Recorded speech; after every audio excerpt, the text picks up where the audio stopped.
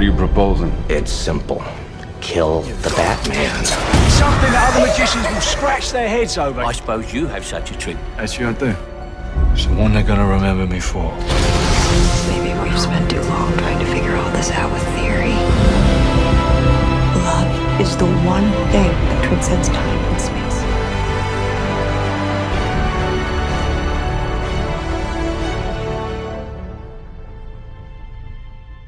كريستوفر إدوارد نولان ولد في لندن لأب بريطاني وأم أمريكية ويحمل الجنسيتين. بدأ الصنعة من وعمره 11 سنة باستخدام كاميرا والده، لكنه ما درسها، درس الأدب الإنجليزي في جامعة لندن، وقدر إنه يمارس شغفه في صناعة الأفلام في مجتمع الجامعة في هذاك الوقت. هذا اللي خلاه يبدأ يشتغل على أفلام تجريبية قصيرة، منها دود البق، الفيلم الخرافي اللي مدته 3 دقائق وموجود على اليوتيوب لو حابب تتفرجوا. ومن بعده قدر يحترف الغوريلا تكنيك في صناعة الأفلام. غوريلا تكنيك يعني شيل كاميرتك وممثليك وانزلوا الشارع صوروا، ما في تصاريح، ما في إضاءات، من الآخر تكنيك الطفارة. استعمل نولان الغوريلا تكنيك في صنع فيلمه الأول فولوينج عام 98 اللي كان أول قطعة من 10 قطع فنية قدمها من 98 ل 2018. بس قبل ما نبدأ نتكلم عن هذه القطع خلينا نشيك على جمجمة هذا العبقري ونسأل السؤال الكوني: ليش؟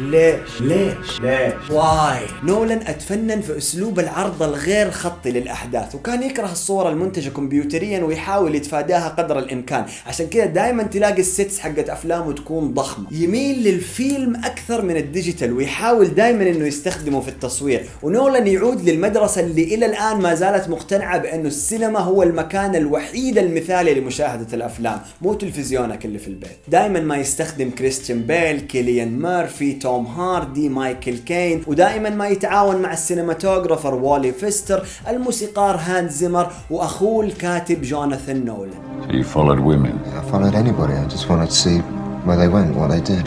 It was supposed to just be completely random. You would never follow the same person twice. That was the most important rule. That was the one that I broke first.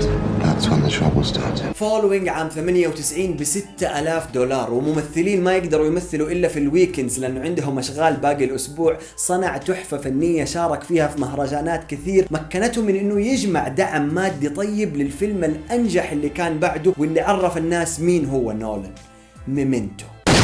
Even if you get revenge, you're not gonna remember it. You're not even gonna know that it happened. Who did this to you? You did. You don't know who you are. قصة الرجل صاحب الضعف في الذاكرة قصيرة المدى حبكتها مثيرة جدا، وخطها الزمني لغز بحد ذاته، فاز فيها بجوائز مرة كثير وترشح لجائزتين أوسكار. تخيل ثاني فيلم في حياتك وتترشح ل2 أوسكار. ميمنتو وصل نولان للعالم، هذا اللي خلى وارنر براذرز يجيبوه عشان يعيد معالجة نص لفيلم نرويجي من 97 بعنوان إنسومنيا، وهذه المرة الوحيدة اللي يخرج فيها نولان فيلم ما هو من كتابته. الفيلم مثير جدا من بطولة الباتشينو وروبن ويليامز، وتعب نولان في إخراجه خلاه يستحق المشاهدة.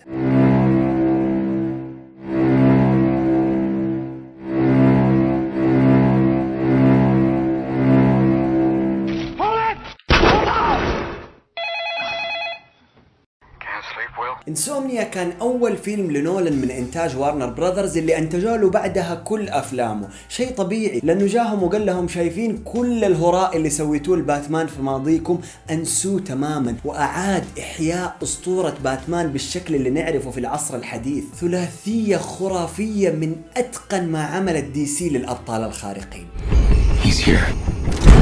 Who? The Batman. باتمان بيجينز جاب كريستيان بيل اللي صنع منه باتمان مهيب عشان ينظف غوثم، وجاب له كيليان ميرفي اللي بدع في دور الفزاعة في قصة مكتوبة صح ومصورة بإتقان. I promise you, the dawn is coming. And here we go. دارك نايت 2008 يمكن يتفقوا معايا كثير لو قلت انه افضل فيلم حي لشخصية بطل خارق في تاريخ الصورة المتحركة. قصة رهيبة، اكشن منطقي وتشويق الف، والجوكر. Good evening, ladies and gentlemen. We're tonight's entertainment. Well, hello, beautiful. يد نولان هيث ليدجر صار الوحيد اللي قدر ياخذ اوسكار عن فيلم لكوميكس في العالم. صح انه اخذه هو ميت بس برضه تنحسب.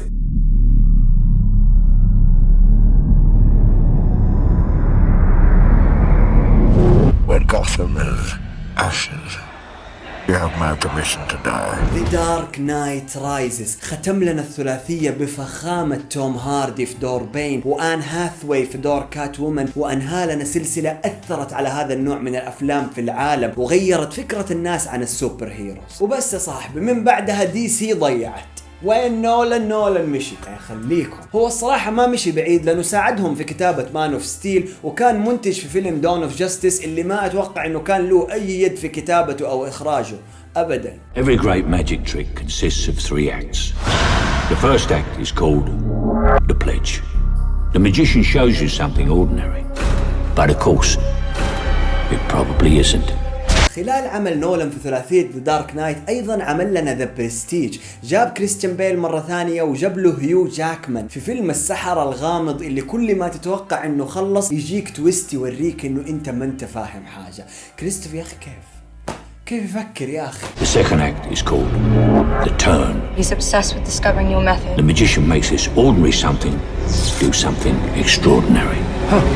من أروع وأفضل أفلام الجريمة والغموض على الإطلاق، التحدي بين لاعبي الخفة وصراعهم والنهاية الرهيبة التي لا تنسى. That's why there's a third act called the prestige. This is the part with the twists and turns, where lives hang in the balance. Julie, come on! And you see something shocking you've never seen before. جانا أيضا بإنسبشن، ديكابريو، توم هاردي، كيليان ميرفي وجوزيف ليفيت في واحد من أعمق الأفكار في فلسفة الحلم. Create the world of the dream. We bring the subject into that dream, and they fill it with their secrets. Then you break in and steal it. Well, it's not strictly speaking legal. It's called Inception. الفيلم يحتاج له ليش لازم اتابع انسبشن لوحده، صعب اني اتكلم عنه بدقائق، في ناس قضت من وقتها ايام واسابيع عشان تقدر تفهم انسبشن بشكل كامل. Rage against the dying of the light. All right, Enrique. Yes, you are. تعال احكيك عن انترستيلر، من أرقى وأعظم وأمثل أفلام الخيال العلمي على مر التاريخ. بالنسبة لي أشوفه أقرب ما يكون لتحفة الفضاء 2001 سبيس أوديسي لستانلي كيوبريك. الفيلم هذا عبارة عن تجربة خارج العالم، هو ذا الفيلم اللي أنت تحتاج له مكان مظلم وهادئ وبارد عشان تطلق العنان لبصرك داخله. بطولة الأنيق ماثيو ماكونهي اللي قدم فيه أفضل أداءاته. Where are we going?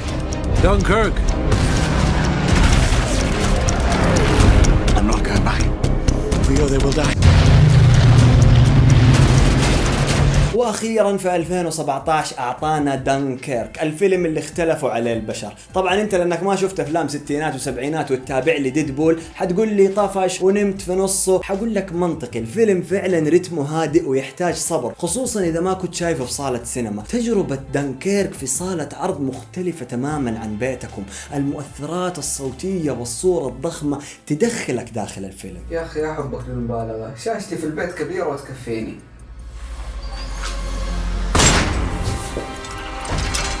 My death comes without apology. دنكيرك تدور قصته حول بقايا جيش الحلفاء في ميدان دنكيرك الفرنسي وهم تحت قصف الجيش الألماني. اللي عجبني فيه الزوايا الثلاثة المختلفة على الحدث والموسيقى التصويرية اللي تتكلم، ناهيك انه سينمائيا البريطاني بدع. الخبر السعيد يقول لك انه نولان ما زال يتنفس الاكسجين الى الان، يعني ما مات، والاشاعة تقول انه فيلمه القادم قاعد يشتغل فيه على شخصية جيمس بوند اللي نعرفها. فتخيل فيلم لرجل المخابرات البريطاني الاشهر في الافلام باخراج كريستوفر نولان، بس ما في شيء اكيد الى الان، وحتى لو كان اكيد لا تتوقع انك تشوف فيلم زي هذا قبل عام 2019. فمن هنا ل 2019 كل اللي عليك تسويه انك تضغط هذا الزر، واذا كان في مخرجين غير نولان تبغى تشوف لهم فيديوهات زي هذه اكتب لي اسمائهم في التعليقات، ودايما كون في المر.